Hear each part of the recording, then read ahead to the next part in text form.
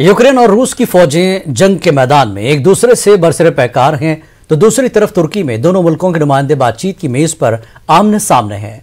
2 हफ्तों के बाद दोनों मुल्कों के नुमाइंदे बातचीत की मेज पर हैं। तुर्की के सदर उर्दगान की काविश के नतीजे में रूस और यूक्रेन के नुमाइंदे बातचीत के सिलसिले को आगे बढ़ाने के साथ आए हैं।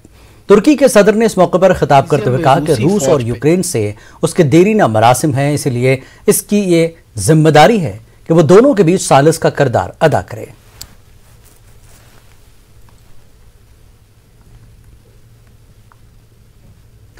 कर्नाटक ड्राइवर्स वेलफेयर एसोसिएशन की जानिब से रायचूर में एक रैली निकाली गई। इस रैली में जिला रायचूर के मुख्तलिफ इलाकों के टैक्सी मालिकान और ड्राइवर्स शामिल रहे।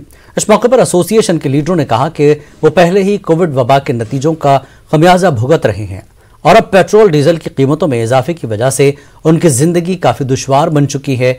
ड्राइवर्स वेलफेयर एसोसिएशन ने मकामी रुकन असम्बली डॉक्टर शिवराज पाटिल को एक मेमोरेंडम पेश किया।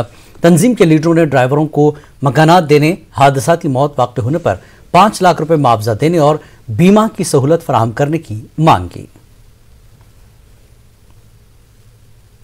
आज हमारी मांगे जो क्या है, ड्राइवर की मांगे है, ड्राइवर को ड्राइवर कॉलोनी चाहिए डिस्ट्रिक्ट में, और लाइसेंस के लिए हमारे कर्नाटक में ड्राइवर लाइसेंस के लिए कर्नाटक में एक्सीडेंटल डेथ के लिए 5 लाख रुपए घोषित किया गया है। हमारे ये घोषित के बराबर हमारा भी एक डिमांड है टोटल कर्नाटका ड्राइवर्स एसोसिएशन की तरफ से, इस एक्सीडेंटल डेथ को और उसमें 2 डेथ मिलाया जाए करे और हमारे साथ ड्राइवर भाई लोग को इंश्योरेंस अदा हो जाए।